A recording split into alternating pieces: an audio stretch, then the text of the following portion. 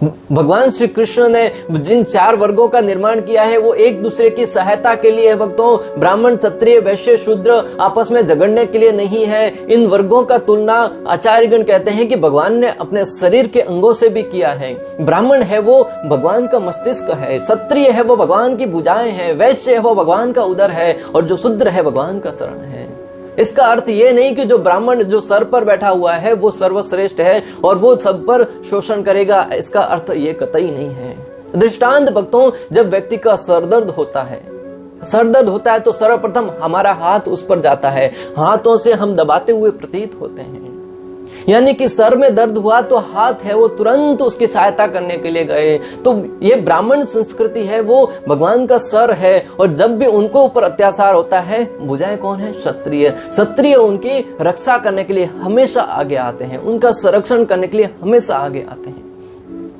जो भुजाएं हैं उनको अगर हाथ को कुछ तकलीफ होती है तो दिमाग है वो उनको निर्देश देता है कि ये कार्य करो, यहाँ पे मलहम लगाओ, यहाँ पे ऐसा करो, तब हाथ का दर्द है वो ठीक हो जाएगा। अगर उधर में कुछ प्रॉब्लम होता है तब भी हाथ आगे आते हैं, कुछ दवाई लेनी है, कुछ अनेक प्रकार की औषधि खानी है, या भोजन में क्या खाना है, हाथ के द्वारा ही हम भोजन करते हैं। तो जब ब्राह्मण के ऊपर भी कुछ संकट आता है तब भी क्षत्रिय हमेशा आगे खड़े रहते हैं, जब उदर के ऊपर कुछ संकट आता है तब भी हमेशा क्षत्रिय आगे खड़े रहते हैं, और जब शूद्र पांव के ऊपर भी कोई संकट आता है तब क्षत्रिय हमेशा उनकी रक्षा करने के लिए आगे आते हैं। और शरीर में एक दूसरे की सहायता के लिए हर एक अंग है। अगर सरदर्द हो रहा है कि हाथ कहेंगे हम हड़ताल पे चले जाएंगे, हम उनकी सहायता नहीं करेंगे, तो सरदर्द है वो सरदर्द होते होते शरीर का, पूरे शरीर का ही नाश हो जाएगा।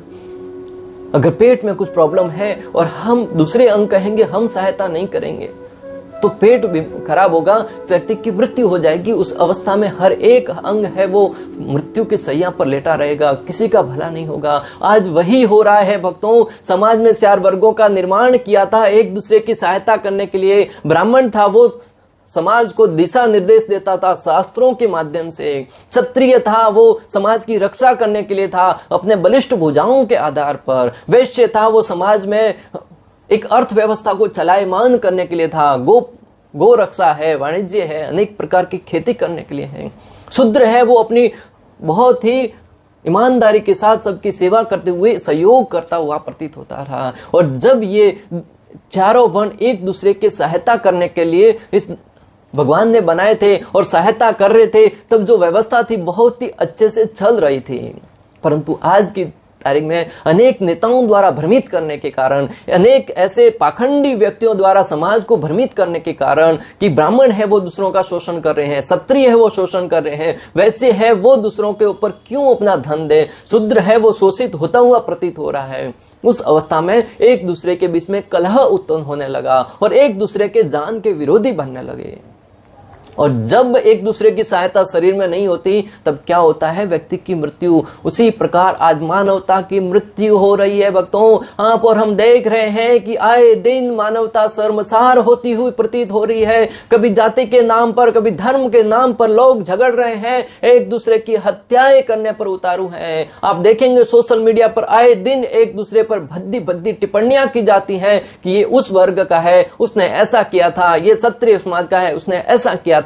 उसमें अच्छाई देखने की बजाय बुराई देखकर अनेक प्रकार के कमेंट्स करते हैं, जिससे मात्र और मात्र समाज में उत्कंठा ही उत्पन्न होती है, समाज में भेदभाव ही उत्पन्न होता है, समाज में एक दूसरे के प्रति घृणा ही उत्पन्न होती है, और जो आगे चलकर हमारे विनाश का कारण बनेगा भक्तों। समय रहते अगर हम नहीं संभले तो निश्चित रूप से हमारा विनाश है वो निश्चित है।